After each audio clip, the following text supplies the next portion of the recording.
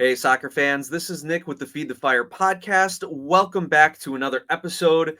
We are 1 week into the Major League Soccer 2025 season. We got the opener out of the way, and we are looking ahead here on this show to the Chicago Fire's now home opener, match day 2 at Soldier Field against DC United.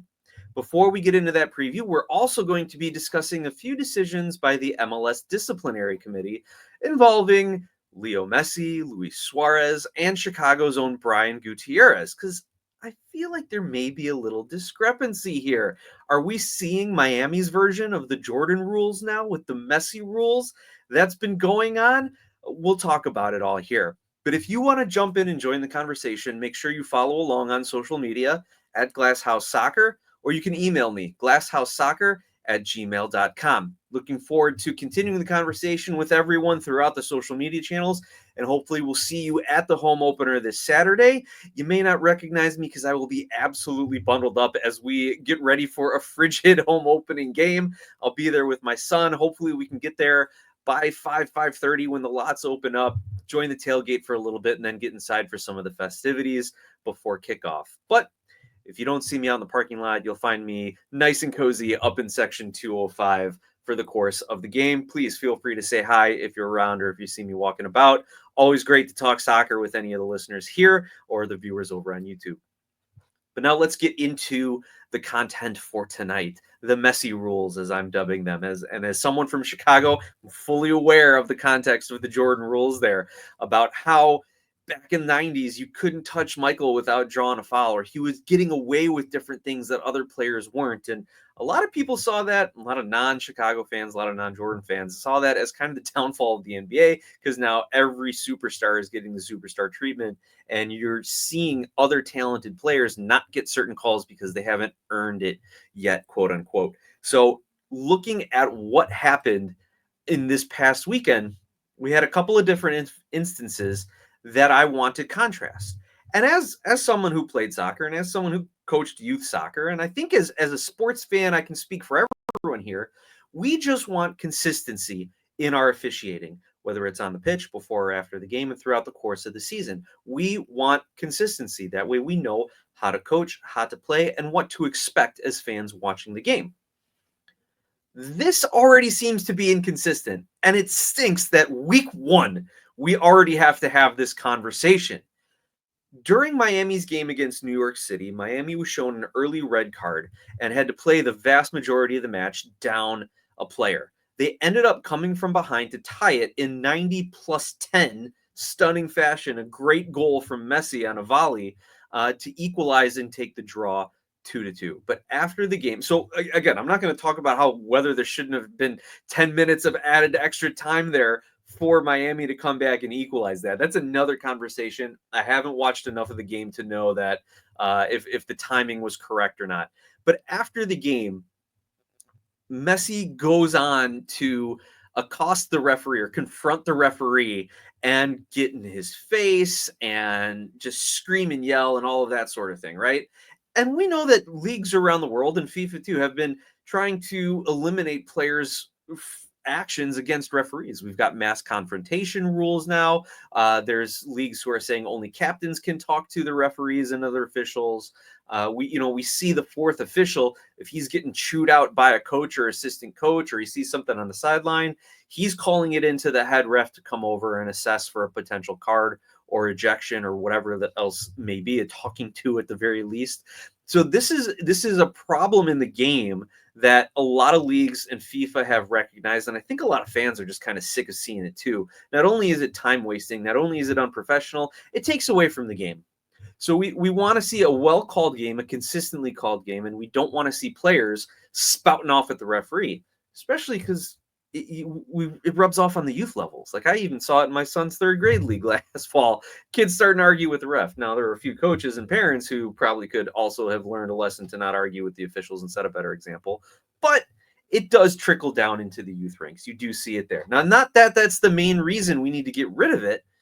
It's not helpful to the game, but it is a reason. Now, looking back at this, we saw Messi screaming and yelling at the referee after the game, unhappy with the way things went. And then as he was walking off the field, he exchanged words with a New York City assistant coach. and then went over to him and got into his face a little bit, had to be separated by some Inter Miami players, and then he goes back and puts his hands around the neck of the New York City head coach. So here's what the MLS Disciplinary Committee has said about that interaction, which it's all over social media. You can go find the video of it. The MLS Disciplinary Committee has fined Inter Miami CF forward Leo Messi an undisclosed amount for violating the hands to the face, head, neck of an opponent policy following the conclusion of Inter Miami's match against New York City on February 22nd. In addition, and that's the quote. Additionally, Luis Suarez was also fined for grabbing the back of the New York City defender Burke Risa's neck at the end of the first half. And yeah, there's a great picture that Fabian Renkel tweeted out of Suarez just with a disgusted look on his face, flipping the bird to somebody. And yeah, that's all you needed to know to see where he's going to get his suspension. But yeah, so the MLS Disciplinary Committee doesn't address the fact that that Leo Messi seeks out the head official to give him a peace of mind. They don't discuss that at all, at least not in the quote that I've seen or any of the reporting that I've seen. And for putting his hands on the head or neck or face of an opponent, he gets fined. Meanwhile, let's go over to what happened here with Brian Gutierrez in the Columbus game. He goes in for a challenge, and the referee, I forget if he calls a foul or just allows the ball to roll out for a throw in for Columbus on this one, because the Columbus player was shielding the ball and Gutierrez gets him in the back. So maybe he called a foul, drew a foul for that. But there was a VAR check on this for a dangerous play, for like hitting an opponent in the head, if you will. Not the official term, but that's what they were looking at. And when you do watch the replay, you can kind of see Gutierrez does go through the back a little bit. I don't think he had any intent to hit the opposing player in the head, but this is one of those types of plays where you let the opposing player know you're there and you play a little physical, and then maybe the next time he tries to shield the ball or establish some sort of positioning, he thinks twice about it or moves out of the way or whatever. So it's a very, very hard play from Brian Gutierrez, but was it worthy of a suspension? I personally don't think so. I think it was a really hard one. I think his arm just gets caught up high. It's like one of those when you're running, maybe an elbow comes up or a hand comes up, you catch a guy, you maybe not know he's there or anything like that. Now, Gutierrez, yeah, he was definitely going in hard, definitely going to go knock the opposing player down, but I don't think he had any sort of intent to, hit to the head, malicious ill will, whatever you want to call it like that.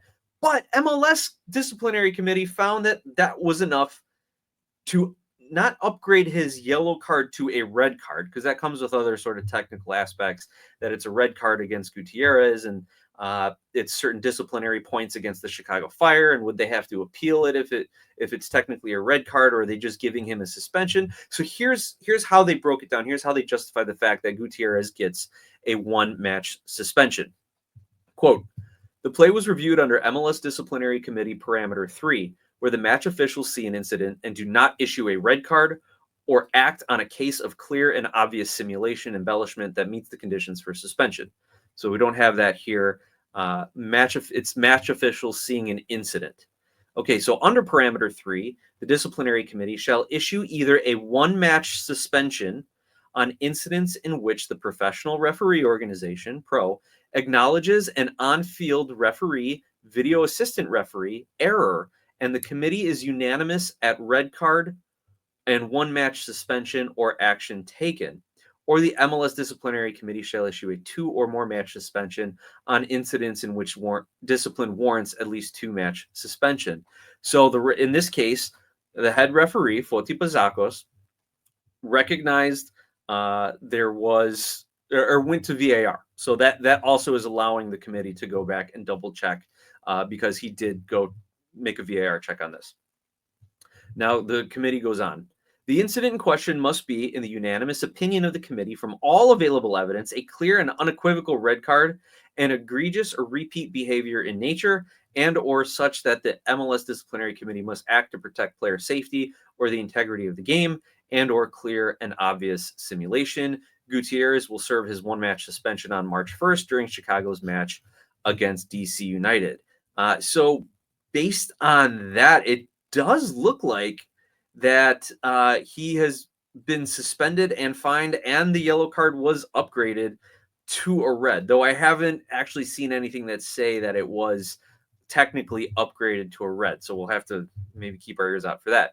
And also thanks to Joe Chats over at OnTap Sportsnet for getting that section of the disciplinary committee rules out there and for letting everyone know that Gutierrez was also fined for that. So comparing the two here, you have Brian Gutierrez, who runs through the back of an opposing player, gets his arm up to the back of the head, not deemed a yellow card initially, given a yellow card upon VAR review, which honestly, I'll have to go back and look at the VAR rules because I don't think that was originally something you could look for. I didn't think you could give a yellow card. You can review for a red that was missed, but then to give a yellow card after not giving a card, I mean, I guess it's a thing because the referee did it, but I didn't think that was kind of the main purpose of VAR. Regardless of my understanding of the nuances of VAR and what the textbook law states, in this incident, Gutierrez was not given a card initially.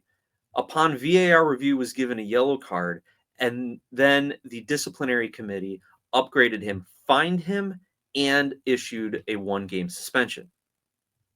Middle of the game, hard challenge, makes contact with the back of the opponent's head, gets an upgraded sentencing from the committee. Now you look back at Suarez and Messi. Suarez grabs the back of the neck of a player, just gets fined. Messi confronts a referee, grabs a coach's neck after the game, after being separated. Now, as I'm putting my lawyer hat on here, when I was back, working for the prosecutor or the public defender, when I had my internships in law school, or when I'm looking at civil cases that involve some sort of assault or confrontation or battery or something like that, that is one of the factors we're looking at, that the defendant here, or the criminal, whatever you want to call him, walks away, has a chance to cool down, but then goes back.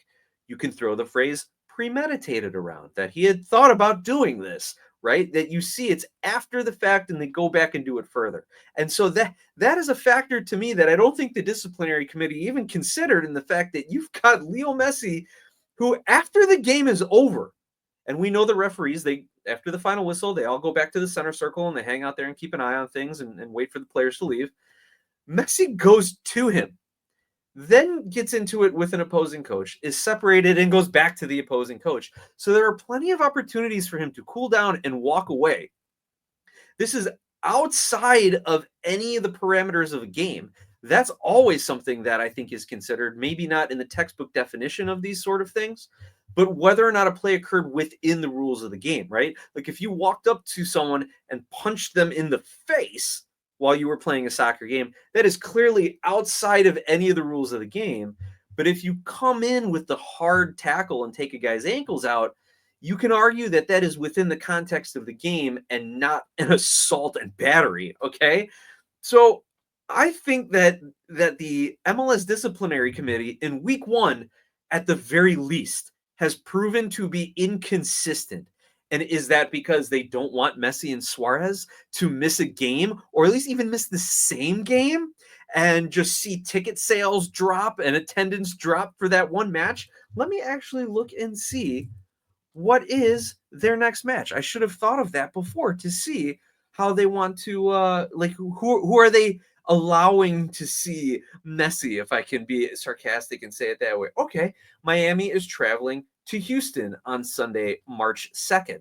So do they want to deprive the Houston fans of their cross-conference matchup with the greatest of all time here and his friends from Barcelona? Maybe. But, it's you look at that, you look at them changing the CONCACAF game to schedule it on a night where it's not supposed to not be as cold, but or not as snowy, but still as cold, things of that nature. You look at all the other little decisions around the league, and yeah, it's hard to argue against the fact that there may be the Messi rules in effect. And we'll see if that continues throughout this weekend. We'll see if that continues throughout the season.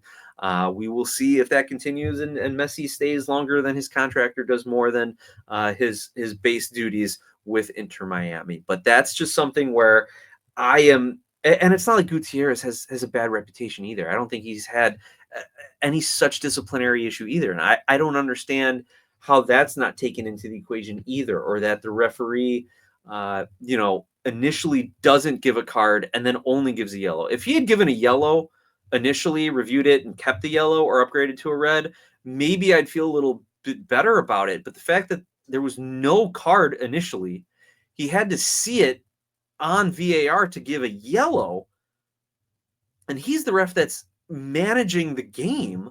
He's the one that has all the other input going on from the time leading up to that. And the disciplinary committee comes in and then upgrades it to a red, or gives the suspension out anyway. I think also that kind of undermines the confidence of the referees. The referees now are going to look at this and say too, well, hey, it doesn't matter what I do. They're going to review these plays anyway. So I might as well just give yellow cards out and let them play 11 on 11. And then the league can come back later and suspend a player if they deem it worthy. Like, I think you're also going to see that. And if that starts to become noticeable, then you're going to see players start coming in with a lot harder challenges. So there's a lot of different ways that this is affecting the league, from a Messi stardom level, from a Chicago Fire level, now home opener without their starting central attacking midfielder and homegrown and kind of face of the franchise, and a guy who is starting to become a young face in MLS. Like, he's been a young player of the year preseason nominee for some people. He's on the Celsius commercials for MLS. Like, Gutierrez is starting to emerge as a face in MLS now. And then this happened. So there's a lot of effect that this one decision, or I should say these two decisions, the Miami decisions and the Gutierrez decisions from the disciplinary committee, are coming out. And I think you're already starting to lose a little trust and confidence and reliability in them. So that is my take on all of those issues that occurred off the field after the matches on this past Saturday. And now let's take a look going forward about some of what's going to happen on the field.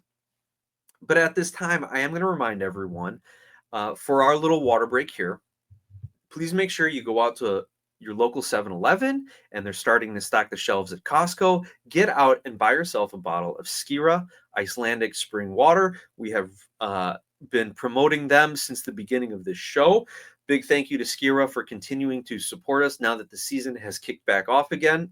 Really appreciate it. Really appreciate everything that John Donovan has done to help foster this relationship. And we're looking forward to John providing some additional insight and clips and recaps and previews and things as the show continues. So, John, if you're listening, make sure you're sending me the clip after the match. We're looking forward to it. Speaking of that match, the Chicago Fire will be hosting DC United this Saturday evening at Soldier Field. Let's get to know DC United a little bit. There has been a lot of move from this team, a lot of moves similar to the Chicago Fire. So let's take a look at some of the players from last season who are on the outs of DC, who are no longer with the team. Keeper Alex Bono had his option declined. Midfielder Russell Canoes out of contract. Nathan Crockford, keeper, option declined.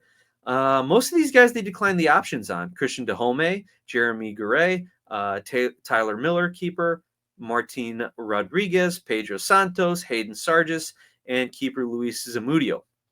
A lot of options declined. You saw defender Christopher McVeigh traded to San Diego, Mateusz Klich traded to Atlanta, Matai Akinboni transferred to AFC Bournemouth, and midfielder TKD, or are they calling him TDP? Ted Kudipietro was traded to Colorado on February 10th. So there's a lot of guys who had a lot of minutes for this team who are now out of the roster, but they did bring a lot of new players in as well. Along the back, you saw goalkeeper Jordan Farr get signed. You saw goalkeeper Luis Barraza come in on a trade from NYC, and goalkeeper Kim Jun-hung come in on a transfer from Jeonbuk Hyundai Motors FC. I think that's a Japanese club. Let me look that up real quick. So I am giving you all the correct information here. This is it's in the K League, so it is in the South Korean League. Pardon me for getting those leagues mixed up. Also, they have added a few defenders: Lucas McNaughton from Nashville, Derek Dodson in the reentry draft, and Kai Rowles coming in from Heart of Midlothian overseas. They've bolstered their midfield as well, getting Jose Kojima in a trade from San Diego, Randall Leal picking him up off of waivers. You all remember him from Nashville. Brandon Servania they got as a free agent. Gavin Turner, a homegrown. Rita Zuhir also on a free transfer. They picked up some attacking talent as well. João Peglo from Radomiak Radom. And where is that? If any of you guys know the club Radomiak Radom, I would be absolutely impressed. They are 13th in the Ekstraklasa, which is a Polish football club. And that club is based in the town of Radom. There you go. They picked up Hakeem Karamoko from the Super Draft and Fidel Barajas, a recent signing just on the 26th of February. They got him on loan from Chivas Guadalajara. So he is expected to have an immediate impact and will probably be playing, I assume, kind of a dual striker role up top with Christian Benteke. So that is who DC has brought in and brought out in their opening match, a 2-2 draw at home against Toronto. They lined up in a 4-2-3-1 with Kim Jun-hong in goal, David Schnegg, Lucas Bartlett, Kai Rowles, Aaron Herrera along the back line, Boris Enau and Brandon Servania as their D-mids, Jacob Morel, Gabriel Pirani, and Jose Kojima as their attacking mids, and Benteke as the solo striker up front. But we'll see again how that changes with some of the new signings that they have brought into the fold here. DC had meh game against Toronto. Enau put them up in the 8th minute. Osorio tied it in the 28th. Benteke scores in the 35th to give them the lead, and then Bernadeschi converts a second-half penalty for the draw. So a little bit of a back-and-forth affair there. Only 8 shots, 56% possession, not the best passing numbers. Their expected goals on the night, though, that ended up being a 0.8. Team expected goals, 0.8. So this could be a very good opportunity. This is a very good opportunity for the Chicago Fire to take advantage of a struggling DC United team, a team also in flux, a team coming off of a bad season, not really making huge moves to improve their roster like we've seen the Chicago Fire doing and trying to do. And being the home opener, even without Brian Gutierrez, the Fire should be able to win this one. I would love to see like a 3-1 win. I'll predict a 3-1 win. Let's keep the vibes good here for the home opener. With all the defensive mistakes we saw last week, I'm not going to say they keep a clean sheet, especially with Christian Benteke. We saw him still find a way to score against the Chicago Fire last season, despite Carlos Duran playing him pretty well defensively when they were playing their match at Bridgeview here. But the thing that concerns me, I'm going to pick 3-1, but there are concerns. There are concerns because there's still a lot of injuries for the Chicago Fire, a lot of players that are out. It's been reported that anyone who was out last match is still going to be out and unavailable for this one, though hopefully Hugo Kuipers can go more than 45 minutes as he continues to build towards 100% match fitness. So who's out for the Fire? Defender Leo Barroso, though he's back in training. Dylan Borso. Chase Gasper. I think he is on season-ending injury already, or I know he's on the injury report. He's going to miss some time. Marin Haile Selassie is out. Romanique Kwame, their loanee from Cadiz, out. Chris Mueller was out last match, not due to injury. So his status is up in the air. Are they shopping him around? Is he going to be back in action? Actually, I think... we assumed they were shopping him around just because of how they're constructing the roster and the amount of wingers and midfielders they're bringing in. But also, I recall seeing that Chris Mueller had a new little baby. And that is part of the reason why he was out for the last match. So, that's exactly it. I was just pulling up some of the social media stuff here. So, I think Chris Mueller was out having number 2 with his family, and so that hopefully he can be back, and maybe we'll see him as a sub in this match as well. David Pareba, we know, is out. Mauricio Pineda was out as well. He's back in training though, but from what I had seen reported from the press conference on Berhalter yesterday, that any player who was out the first game is not going to be playing in the second game. So the Fire are still a little thin on their depth, but I do expect them to roll out a very, very similar starting lineup as they did last week. Obviously, with Gutierrez out, we're going to see who steps into that midfield role, but I do expect the back line to be the same. I do expect Kuiper, Zinkernagel, and Bamba to be in the attack, and we'll see. Maybe Mueller does slot in somewhere and be a bit more of an attacking midfielder option for the Chicago Fire. That being said, I expect the Fire to play like they did that last week. High press, high energy, bolstered on by the crowd. Hope to see everyone at the match and get the first 3 points of the season. So with that, let's do a couple kind of fluff headlines that we have seen pop up so you can stay in the know of all the Chicago Fire news. The Chicago Fire actually have announced a couple new partnerships. Well, one, they've extended a partnership with Revolution Brewing, the company behind Anti-Hero IPA. That's their most popular, most well-known brand. They did the Hazy Pitch beer last season. They have a new one, Cold Time, that is going to be available at the Fire matches. So they continue that partnership. And also, Hyatt, the hotel chain, the World of Hyatt, is as the official sponsor of Chicago Fire FC, or has become an official sponsor of Chicago Fire FC after a multi-year agreement. This is cool. And one of my friends works for Hyatt, and I got to call him to see if we can take advantage of this and how this is going to work out. But here's what you can get when you stay. There's a new Chicago Fire. It's called the Chicago Fire FC Stay Package. And you get perks if you stay at the Hyatt Regency McCormick Place close to Soldier Field.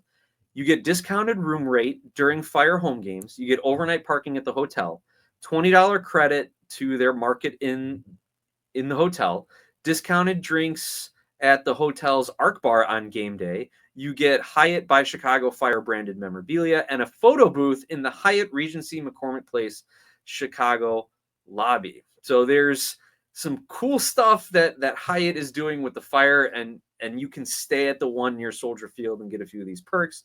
What else does it say here? The find experiences around this collaboration in the near future. Like, ooh, I'm not sure what that is, but that sounds like a cool, like, Hyatt promotional type of a thing. So yeah, if you're coming in from out of town, if you're coming in from the suburbs, you want to make a weekend of a Chicago Fire game and a stay in the city, you check out the Hyatt Regency and check out the new Chicago Fire Stay Package. By the way, I'm not getting any sort of promo or kickback or anything like that for that, but it's just some cool news, and it really does show you how much the Chicago Fire, not only are they trying to reinvest in the town and build up local partnerships and give more perks to their fans, but it also shows the business ambition that the club has, which I think is pretty amazing, especially with all the money that you've got to spend on players nowadays and upgraded training facilities and et cetera, et cetera, et cetera. We know the Fire are crushing it on the business side. Now let's get the results on the pitch. And with that, I will let you all get back to your regularly scheduled goings-on during the day. I hope to see you all out at the home opener. I hope to see 3 points come the end of Saturday night. I'm not going to freeze my butt off and be out on the lakefront late just to see another loss. Don't want to do that. We're keeping good vibes here. And with that, let's go Fire.